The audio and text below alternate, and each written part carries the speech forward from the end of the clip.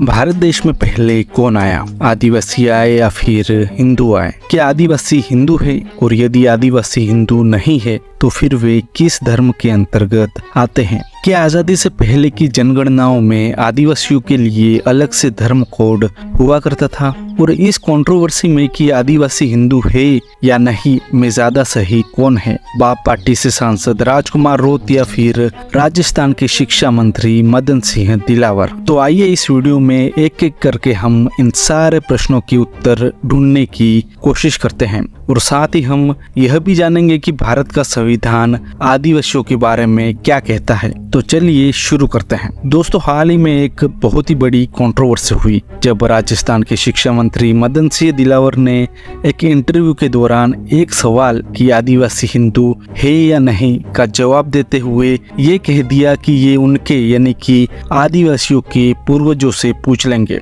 हमारे यहाँ जो लोग वंशावली लिखते हैं उनसे पूछ लेंगे। यदि वह यानी आदिवासी हिंदू नहीं है तो उनका डीएनए टेस्ट कराएंगे कि क्या वह लोग अपने पिता की औलाद है या नहीं। कहते हिंदू ही नहीं है वो एक नहीं है, वो तो उनके पूर्वजों से पूछ लेंगे। हमारे यहाँ एक जो वंशावली लिखने वाले लोग उनसे पूछ लेंगे तो क्या है, और हिंदू नहीं है वो तो फिर उनके डीएनए की जांच करा लेंगे, बाप की औलाद है कि नहीं। राजस्थान के शिक्षा मंत्री के इस बेतुके बयान से पूरे राज्य की सियासत गर्मा गई। मदन दिलावर के इस बयान पर पलटवार करते हुए सांसद राजकुमार रोत ने कहा कि वह मदन दिलावर के इस बयान के खिलाफ आदिवासी विरोधी अभियान चलाएंगे, जिसके तहत आदिवासियों के डीएनए टेस्ट हेतु ब्लड, नाखून व बालों के सैंपल मुख्यमंत्री बचनलाल शर्मा और मदन दिलावर को भेजेंगे। और साथ ही राजकुमार रोत ने चेतावनी भी दे डाली कि भाजपा को इसका खामियाजा भुगतना पड़ेगा। जोहार साथियों, राजस्थान के शिक्षा मंत्री मदन दिलावर जी ने आदिवासी समुदाय पे एक लांछन लगाने वाली, आदिवासी समुदाय को अपमानित करने वाली जो भाषा का उपयोग किया गया है, ये पूरे देश के आदिवासियों के लिए आपने एक चैलेंज किया है, पूरे देश के आदिवासियों को, और अवश्य भाजपा को ये भारी पड़ेगा। हम लोग सब अब हमारे ब्लड का सैंपल भेजेंगे मदन दिलावर जी को, राजस्थान के मुख्यमंत्री जी के बाद। और मैं पूरे देश के आदिवासियों से आह्वान कर रहा हूँ, यहाँ तो मदन दिलावर जी माफी मांगे, इस्तीफा दे इस पद से, और नहीं तो उनकी खुद की पार्टी उनको पार्टी से निष्कासित करे, क्योंकि मदन दिलावर जी ने पूरे आदिवासी समुदाय पे लांछन लगाने वाली बात की गई है। अगर वो नहीं करते हैं तो हम देश लेवल पे अभियान चलाएंगे और हमारा ब्लड सैंपल, बाल है, नाखून है, ये प्रत्येक घर से हर सैंपल बना के जाएगा उन तक, और उनकी जिम्मेदारी बनती है। उन्होंने कहा डीएनए टेस्ट तो अवश्य कराए वो डीएनए टेस्ट। हम सैंपल भेज रहे हैं, पूरे राजस्थान के अंदर अभियान चलाया जाएगा। बाद में राजकुमार अपने वादे के मुताबिक मदन दिलावर के जयपुर स्थित राजकीय आवास पर भी पहुंचे अपना डीएनए सैंपल देने के लिए, जहां उन्होंने मीडिया के सामने मदन दिलावर के इस्तीफे व माफी की मांग जोरों शोरों से रखी। साथ ही राजकुमार रोत के साथ आए कार्यकर्ताओं के हाथों में तख्तियां भी दिखी, जिस पर लिखा था, हम आदिवासी हिंदू नहीं है, हम आदिवासी थे, आदिवासी हैं और आदिवासी रहेंगे। दूसरी तरफ कांग्रेस अध्यक्ष गोविंद सिंह डोटासरा ने भी इस बयान की आलोचना करते हुए राजस्थान के शिक्षा मंत्री मदन सिंह दिलावर को मानसिक रूप से बीमार बताया था। यह मामला यही नहीं थमा। विधानसभा में बजट सत्र के दौरान मदन सिंह दिलावर के अभिभाषण के दौरान बाप पार्टी के विधायकों व विपक्ष द्वारा मदन सिंह दिलावर को उनके बयान के लिए खूब घेरा गया। वो विपक्ष ने सदन से वॉकआउट भी किया। दोस्तों, ये तो था राजनीतिक हंगामा। अब हम वीडियो के मेन मुद्दे की आदिवासी हिंदू है या नहीं पर वापस आते हैं। सबसे पहले हम बात कर लेते हैं आदिवासियों की कि आदिवासी कौन है, वे भारत देश में कब से निवास कर रहे हैं और भारत देश में आदिवासियों की जनसंख्या कितनी है। दोस्तों, आदिवासी शब्द दो शब्दों आदि और उफासी से मिलकर बना है, जिसका अर्थ होता है आदिकाल से इस देश में निवास करने वाले, या कहे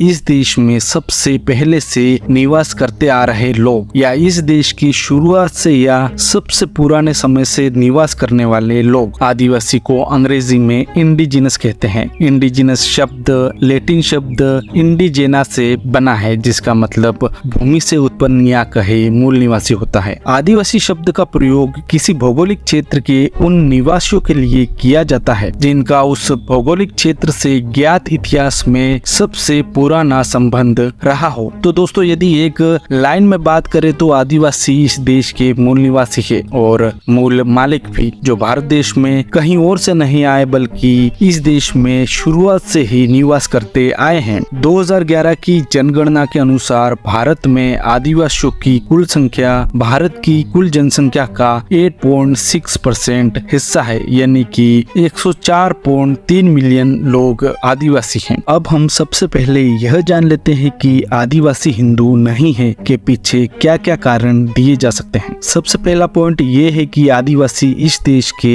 मूल निवासी है। वे भारत देश में शुरुआत से ही रह रहे हैं, जबकि मैक्स मुलर की इंडो आर्यन इन्वेजन थ्योरी के मुताबिक हिंदू या आर्य लोग बाहरी आक्रमणकारी थे जो सेंट्रल एशिया से भारत में आए। वो उन्होंने पहले से रह रहे मूल निवासियों या कहे द्रविड़ों को खदेड़कर साउथ पोल की तरफ धकेल दिया था। साथ ही उन्होंने सिंधु सभ्यता को भी नष्ट कर दिया। ये आर्य लोग अपने साथ वैदिक संस्कृति को लेकर आए। इन लोगों ने भारत में हिंदू धर्म की स्थापना की व उनका प्रचार प्रसार भी किया। ये आर्य लोग अपने साथ वर्ण व्यवस्था को लेकर आए, जो कि हिंदू धर्म का मुख्य आधार रहा है। कई इतिहासकार मैक्स मुलर की इस इंडो आर्यन इन्वेजन थ्योरी से सहमत नहीं दिखते हैं, तो कई इतिहासकार इसके पक्ष में अपने तर्क देते हुए दिखाई पड़ते हैं। लेकिन बात कुछ भी हो, भारत के आदिवासी आर्यों से पहले से ही इस देश में निवास करते आए थे, जिस पर ज्यादातर इतिहासकार सहमत दिखाई पड़ते हैं। अब यहाँ पॉइंट यह आता है कि जब हिंदू धर्म की स्थापना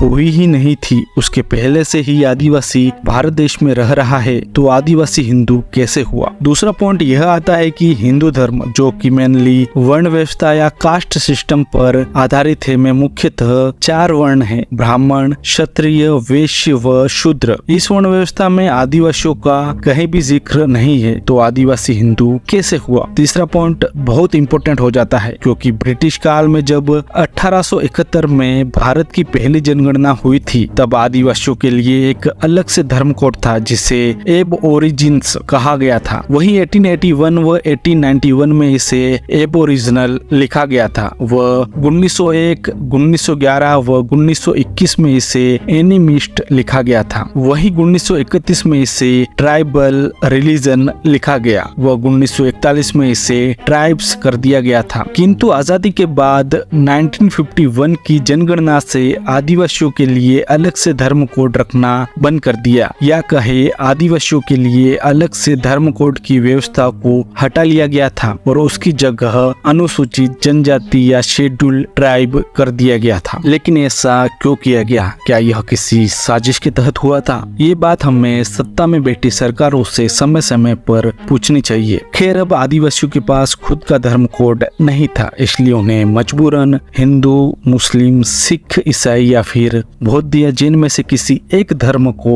मजबूरन चुनना पड़ा। अंग्रेजी राज के दौरान बड़ी संख्या में आदिवासियों को ईसाई बनाया गया, तो आजादी के बाद इनके हिंदूकरण का प्रयास तेजी से हुआ, जिसका रिजल्ट आज हम देख भी सकते हैं। लेकिन इन सारी बातों से एक बात स्पष्ट हो जाती है कि आदिवासी ना तो हिंदू है, ना मुस्लिम, ना सिख, ना ईसाई और ना ही बौद्ध और जैन है। आदिवासी सिर्फ और सिर्फ आदिवासी है, क्योंकि आजादी से पहले वाली जनगणनाओं के प्रपत्र में उनके लिए अलग से धर्म कोड की व्यवस्था थी, जो कि आजादी के बाद की जनगणनाओं से हटा ली गई। चौथा पॉइंट ये कि संविधान में अनुसूचित जनजातियों यानी आदिवासियों को हिंदू माना जाता है, लेकिन बहुत से कानून ऐसे हैं जो आदिवासी समुदाय पर लागू नहीं होते, जैसे हिंदू विवाह अधिनियम 1955, हिंदू उत्तराधिकार अधिनियम 1956 और हिंदू दत्तकथा और भरण पोषण अधिनियम 1956 की धारा 2 और हिंदू वयस्कता और सुरक्षता अधिनियम 1956 की धारा 3 अनुसूचित जनजातियों यानी कि आदिवासियों पर लागू नहीं होते। इसका मतलब ये हुआ कि बहुविवाह,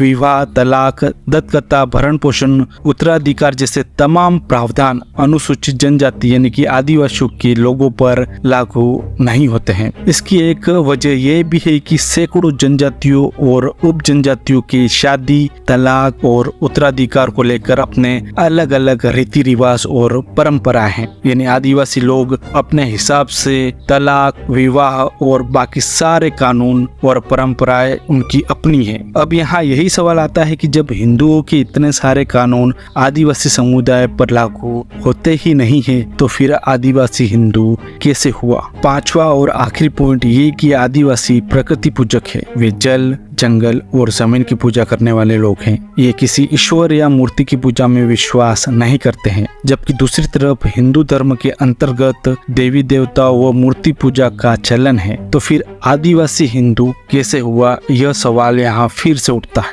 वहीं झारखंड के आदिवासी सरना धर्म को मानते हैं। सरना धर्म मानने वाले खुद को हिंदुओं से अलग बताते हैं। एक प्रेस कॉन्फ्रेंस में मुख्यमंत्री हेमंत सोरेन ने कहा था, आदिवासी कभी भी हिंदू नहीं थे, ना ही है। इसमें कोई कंफ्यूजन नहीं है। हमारा सब कुछ अलग है। हम प्रकृति की पूजा करते हैं। झारखंड के आदिवासी वर्षों से अपने लिए अलग से सरना धर्म कोड लागू करने की मांग कर रहे हैं। आदिवासियों की ये मांग 80 के दशक से चली आ रही है। 2019 में झारखंड में हेमंत सोरेन की सरकार आने के बाद ये मांग और तेज हो गई। सोरेन सरकार ने सरना धर्म कोड बिल पास किया था। ये बिल अभी केंद्र सरकार के पास मंजूरी के लिए अटका है। दोस्तों, ये पूरा वीडियो था कि आदिवासी हिंदू है या नहीं, पर आपका इस बारे में क्या सोचना है हमें कमेंट सेक्शन में जरूर बताइएगा। और वीडियो अच्छा लगा हो तो लाइक, शेयर और चैनल को सब्सक्राइब करना मत भूलिएगा। मिलते हैं अगले वीडियो में।